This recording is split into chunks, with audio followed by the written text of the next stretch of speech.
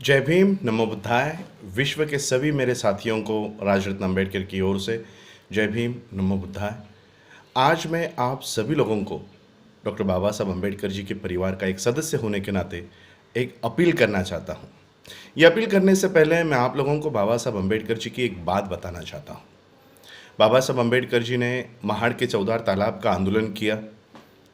उस आंदोलन का दूसरा भाग 25 दिसंबर 1927 को जब बाबा साहब इसको पूरा करने के लिए गए, तब वहाँ पर अंग्रेज पुलिस अधिकारी ने बाबा साहब अम्बेडकर जी से एक मुलाकात मांगी और बाबा साहब अम्बेडकर जी से मिलने के बाद इस अंग्रेज अधिकारी ने कहा कि बाबा साहब, आपके इस आंदोलन के खिलाफ और महाड़ के चौधार तालाब को लेकर वहाँ के ब्राह्मण ये न्यायालय में गए हैं, कोर्ट में गए हैं और आप लोग उस तालाब पर ना जाए इसलिए वहाँ पर स्टे ऑर्डर लेकर आए हैं। हम आपके खिलाफ नहीं हैं, आपके हक और अधिकार के खिलाफ नहीं हैं, लेकिन आज अगर आप उस तालाब पर जाते हो, उस कानून का भंग होता है, तो मजबूरन मुझे आपको और आपके सभी साथियों को अरेस्ट करनी होगी। बाबा साहब के साथ बाबा साहब के साथी खड़े थे।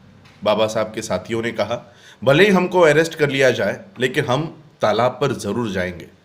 लेकिन बाबा साहब ने वैसा नहीं किया। बाबा साहब अम्बेडकर जी ने देखा कि यहाँ की ब्राह्मणी व्यवस्था, बाबा साहब अम्बेडकर जी का आंदोलन जिस ब्राह्मणी व्यवस्था के खिलाफ है, उस ब्राह्मणी व्यवस्था के खिलाफ का ये आंदोलन अब वो न्याय व्यवस्था के साथ करवाना चाहती थी।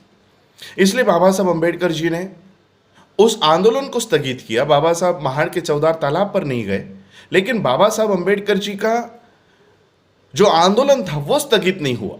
महाड़ के चौधार तालाब पर जाने का निर्णय बाबा साहब ने वहां पर रोका, लेकिन उसी दिन बाबा साहब ने मनुस्मृति को जलाया। ये मैं इसलिए आपको कह रहा हूं कि आज फिर उसी तरह का प्रसंग भारत में, महाराष्ट्र में हम लोगों के ऊपर आ गया है। दिक्कत यह है कि ये निर्णय लेने के लिए बाबा साहब हमारे साथ नहीं है। लेकिन बाबा साहब की एक बात मुझे हमेशा याद आती है कि जो अपने इतिहास भूल जाते हैं वो कभी इतिहास बना नहीं पाते। ये हमारा इतिहास है।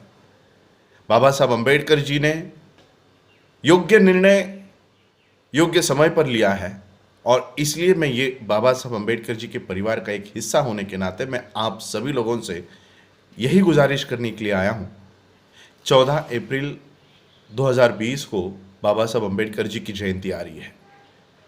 जयंती मनाने के लिए हम लोगों को किसी के न्योते की ज़रूरत नहीं पड़ती। पूरे देश विदेशों में बाबा साहब अम्बेडकर जी की जयंती मनाई जाती है। लेकिन इस साल 14 अप्रैल का जो दिन है, ये लॉकडाउन में उस लॉकडाउन के पीरियड का हिस्सा है। इस दिन सेक्शन 144 पूरे देश भर में लागू है, भारत भर में लागू। हम लोग बाबा साहब अम्बेडकर जी के अनुयायी हैं। बाबा साहब अम्बेडकर जी ने उस समय निर्णय लिया था कि नहीं, हम न्याय व्यवस्था के साथ अपना झगड़ा नहीं करना चाहते।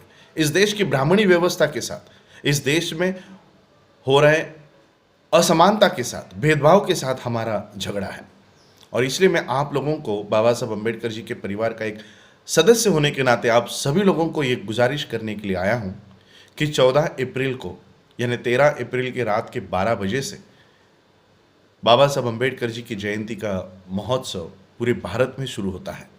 लेकिन इस 13 अप्रैल को मैं आपसे विनती करूँगा कि आप लोग रास्तों के ऊपर ना आए, सड़कों पर ना आए, फटाके ना फोड़े, गुलाल ना उड़ाए, ढोल ताशे ना बजाए, क्योंकि इस देश की न्याय व्यवस्था,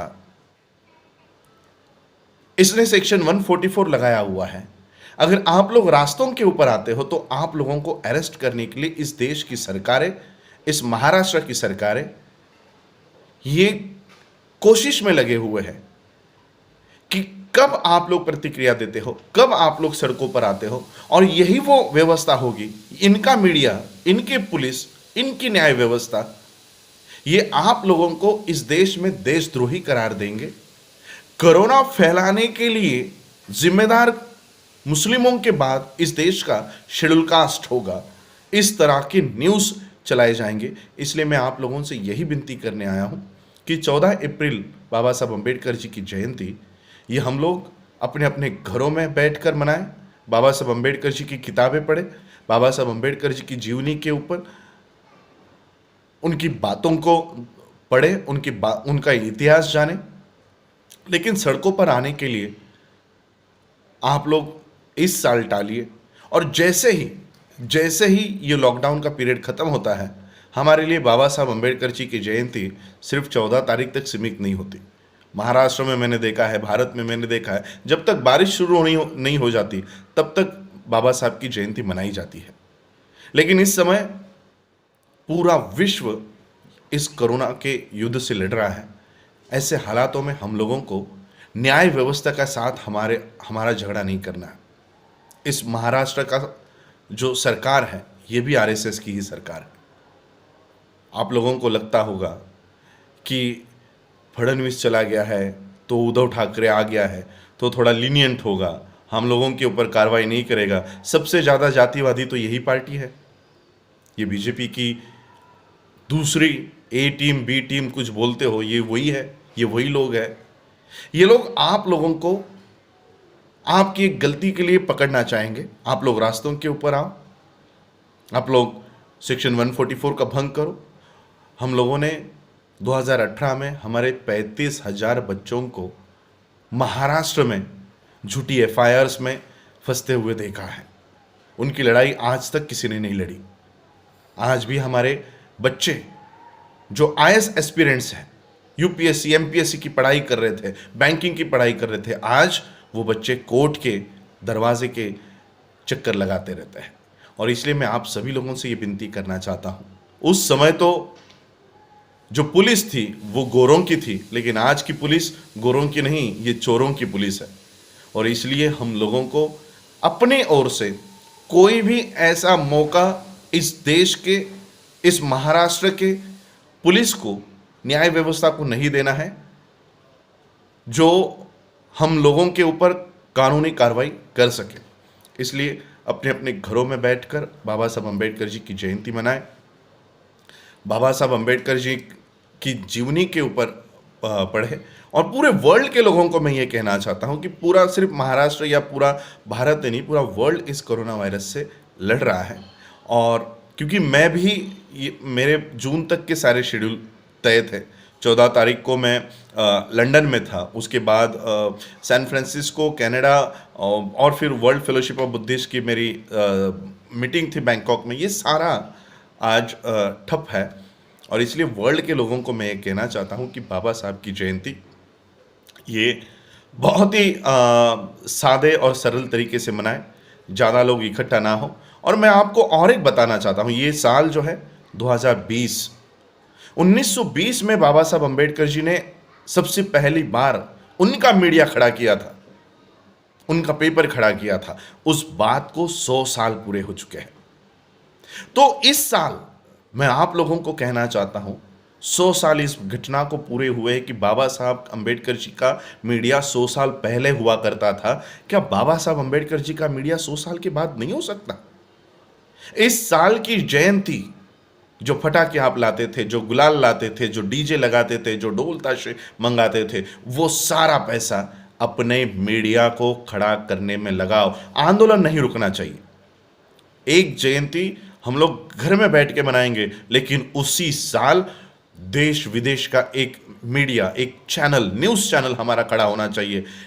जिस तरह से आज तक जी न्यूज़, ये मोदी की गुणगान गाने वाले चैनल्स चल रहे हैं, उसी के बगल में बाबा साहब का चैनल। इन लोगों को डट कर प्रोफेशनली तरीके से, कोई छोटे मोटे एंकर्स और इसको लेकर नहीं, प्रोफेशनल तरीके से हम लोगों को ये चैनल खड़ा करना है। ऐसा पण लेकर चलो और बाबा साहब का एक ऑब्जेक्टिव, बाबा साहब का एक काम इस जयंती में पूरा करने की ताकत अपने आप में रखो। और इस तरह से बाबा साहब अम्बेडकर जी को अभिवादन करो। 100 साल पहले अगर बाबा साहब का मीडिया हो सकता है, तो 100 साल के बाद बाबा साहब का मीडिया क्यों नहीं हो सकता? हम अपने सैलरी का, आधा हिस्सा या कहो कि पूरी मंथ की सैलरी हम बाबा साहब के चैनल के लिए लगाएंगे और इसी तरह का एक अभिवादन बाबा साहब को करने का एक पण करके ये जयंती हम लोग इस तरह से मनाएं।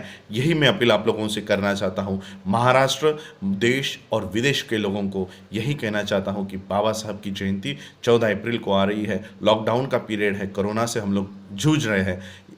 इन हालातों में हम लोगों को सादे और सरल तरीके से ये जयंती मनाएं। खास करके मैं महाराष्ट्र के लोगों को कहना चाहता हूँ कि किसी भी तरह से प्रतिक्रिया न देते हुए केवल सादे तरीके से अपने घरों में ही बैठकर ये जयंती मनाएं। महाराष्ट्र के पुलिस को जो जाति वाद करने वाली पुलिस है, जो जातिगत अन्याय करने वाली पुलिस है, आप लोगों ने खुद देखा है कि बीड़ की एसपी क्या कह रही थी कि दलितों को मैं पीट पीट कर, जब पता चलता है कि ये दलित है, शेड्यूल कास्ट का है, तो उनको ज़्यादा पीटा करती हूँ। इस तरह के एसपीज पूरे महाराष्ट्र में है और इसलिए मैं आप लोगों से कहना चाहता हूं कि किसी भी तरह की प्रतिक्रिया देने के लिए रास्तों के ऊपर ना आए और हम लोगों को जो ये थप्पा लगाना चाहते हैं वो थप्पा अपने आप पर ना लगाओ।